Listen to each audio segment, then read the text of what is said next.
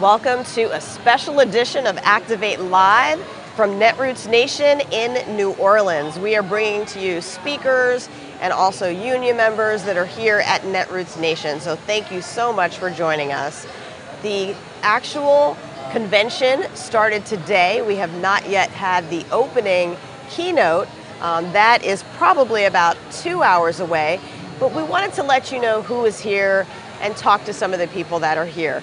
So one of the people that we have sitting down right now joining us is Julian Vasquez Heilig.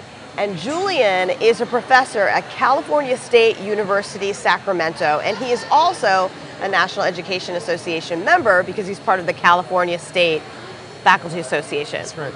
So Julian, tell us a little bit about when you first became a union member. Right, well that's a great question. You know, I was in the University of Texas at Austin. And of course, Texas is not a place that is particularly union friendly.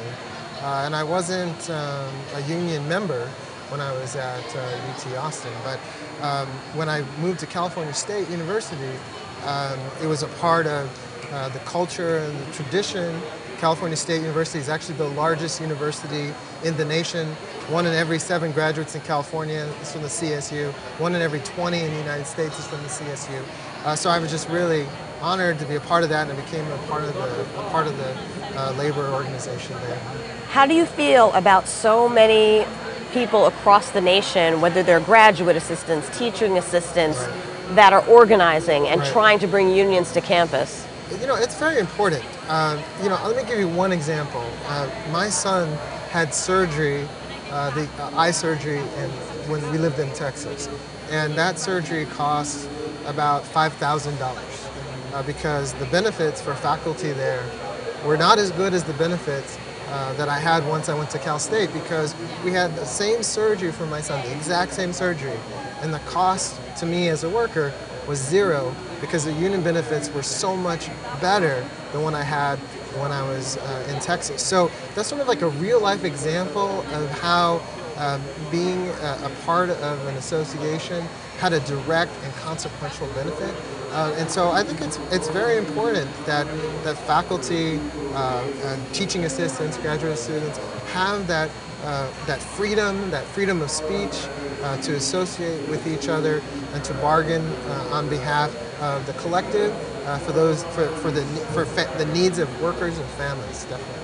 Now you were involved with the panel discussion today. Sure. What was that panel discussion, and if you could recap it for us? So my main research focuses on school choice, charter schools, school vouchers. And so today's panel was actually about, after Hurricane Katrina, the system of education here in New Orleans was essentially privatized.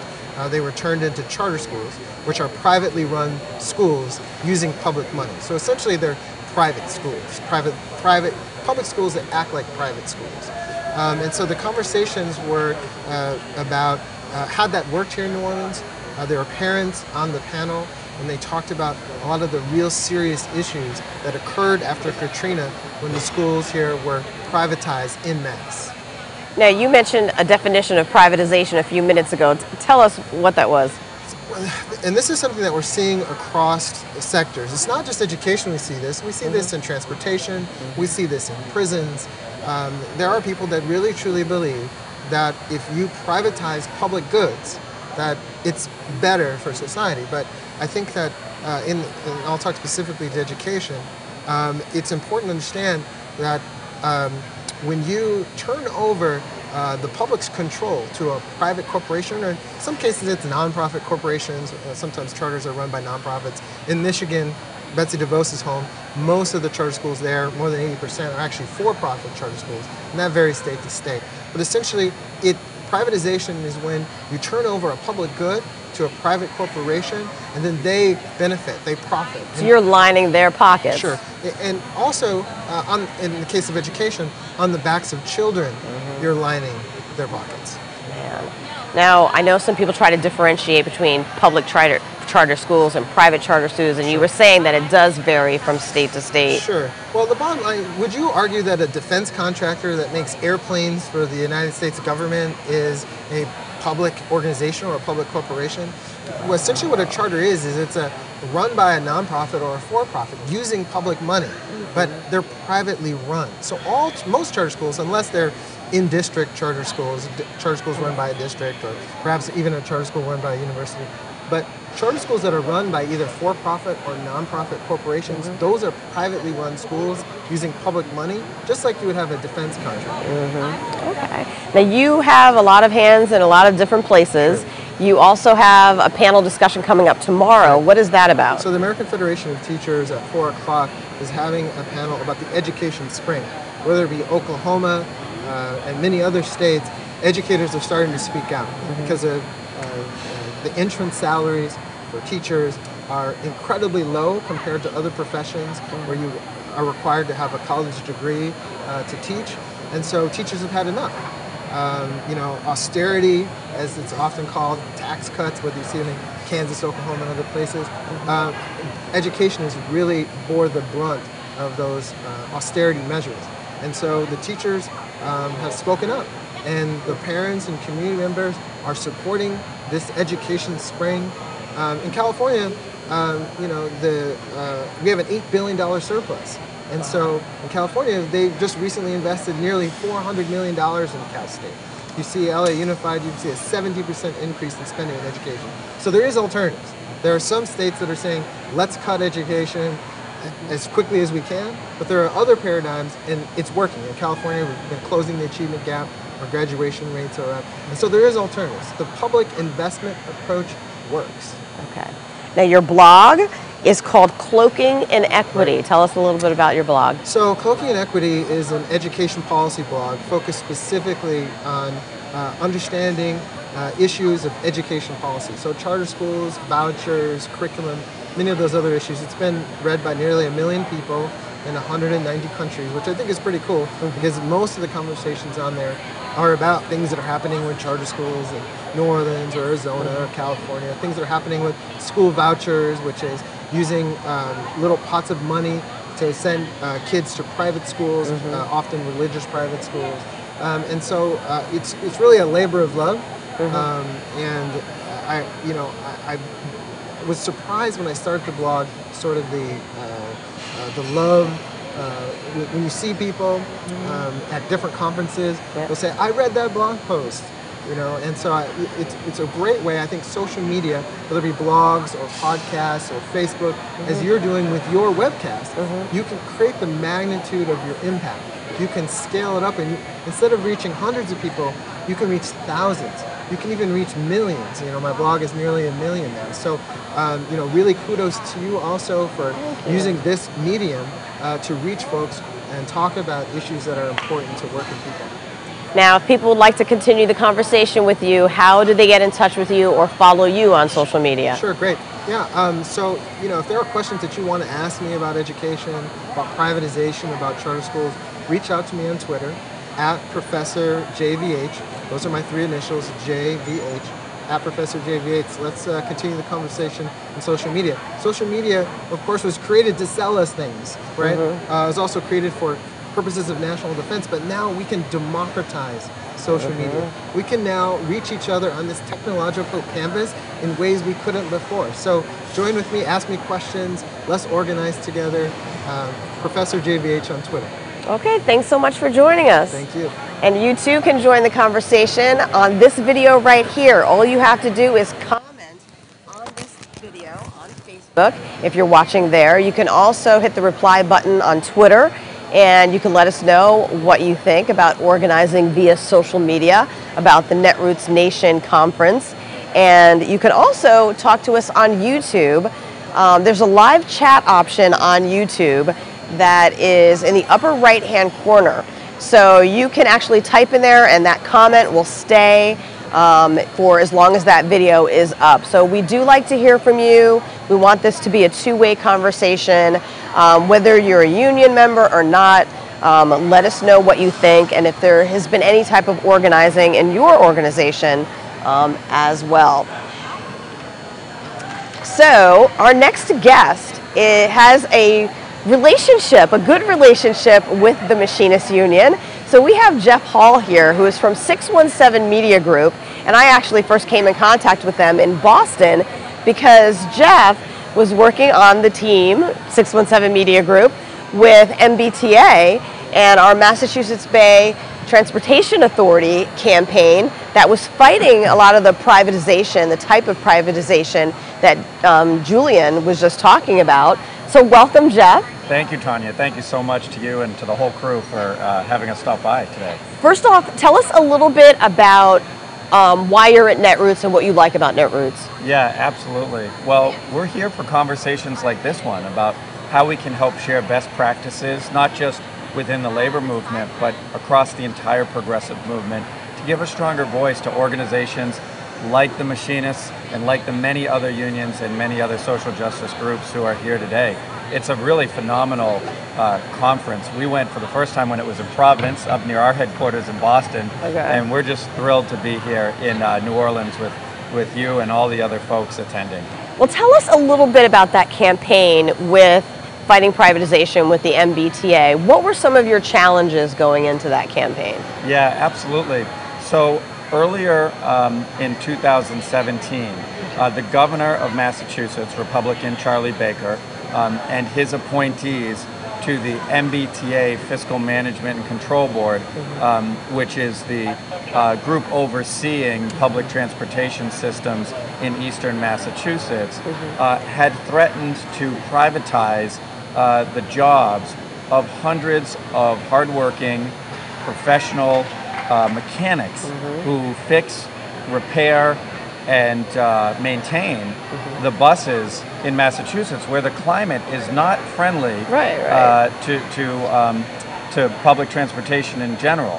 The machinists who are members of Local 264 have been proven by data to be the best mechanics, the best diesel bus mechanics in the entire country. Year after year after year, their miles between breakdowns, the work they do on the buses in our home state, in inclement weather, in blizzards, it is epic work. Many of them are military veterans who picked up their diesel mechanic training in the military.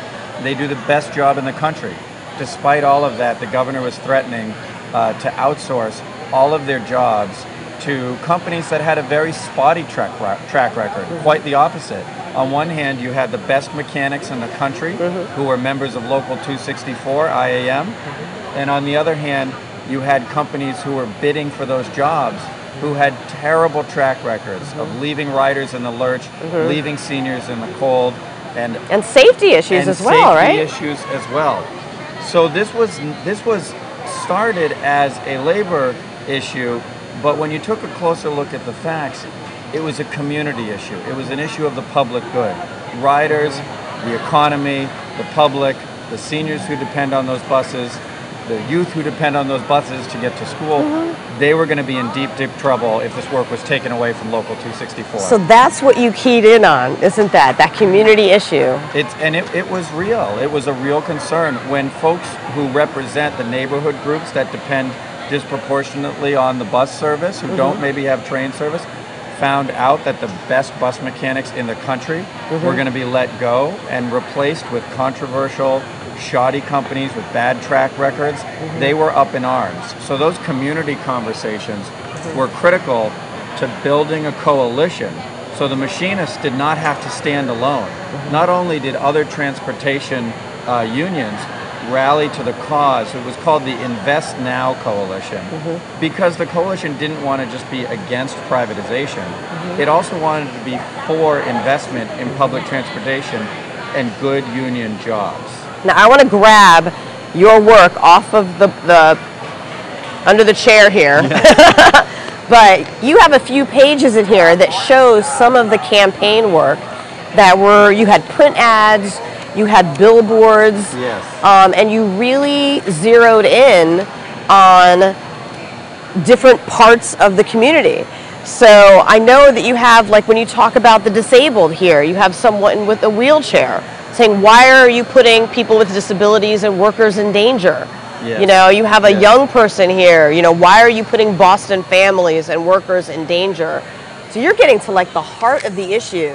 Yes. You know. Absolutely. And they were, you know, a lot of credit needs to go not just to the leadership at the Grand Lodge and folks from your communications team who helped make all of this possible, but to the courageous leadership at Local 264, Craig Hughes and Mike Vardavedian and Jim Mastrandrea, you know, they could have just done what a lot of unions do and just kept the conversation at the table, but they decided to bring it to the community. And we were proud to partner with them to help build out the coalition, to build public campaign materials and rallies, billboards, digital ads, they were Facebook, doing rallies. Instagram. Was it like every week? That board that was trying to make this dangerous decision to outsource the jobs meets weekly in Massachusetts typically. So there were protests at just about every one of those events. And if there hadn't been a community coalition, it would have been difficult to protest every single week. Now the members were very strong. The local 264 membership was amazing and turned out week after week, not just to protect their jobs and their families, but to protect their communities from unsafe buses and poor work by the companies that would have come in. And even when the board was having a hearing, they were outside. That's right. This campaign, it really, the leadership of Local 264, Mike and Craig and Jim, you know, they had the courage to stand up to the governor. The members had the courage to turn out every single protest and walk the line and do what was needed in order to keep the visibility moving. You know, all of the ads in the world wouldn't have made a difference if nobody was showing up to the rallies. So a lot of the credit needs to go to the membership. Our role in helping as the media partner was to just make their voices louder. And I think with Mike and Jim and Craig, they had the courage to take on the governor. They had the commitment to build a broad coalition of everyone who would be negatively impacted by the privatization scheme. And ultimately they won. They saved the jobs, they saved the pensions, they saved the health care benefits, they saved hundreds of families from being put on unemployment as part of a corporate scheme. And they deserve a lot of credit for it. It was a tremendous campaign. Well, we thank you so much for your help with the campaign. You know, before we leave, I'm going to give you a little bit of an open mic. And, sure. and do you have any advice out there for communicators, union members out there who are communicators, about how to approach messaging? Yeah, absolutely. I mean, that could be a whole other segment. We'd love to dive in on that sometime, so I appreciate you asking, Tanya. You know, I think for campaigns like this, you know, sometimes we refer to it as the 4 C's, right? You need courageous leadership and members who are willing to take on a tough fight.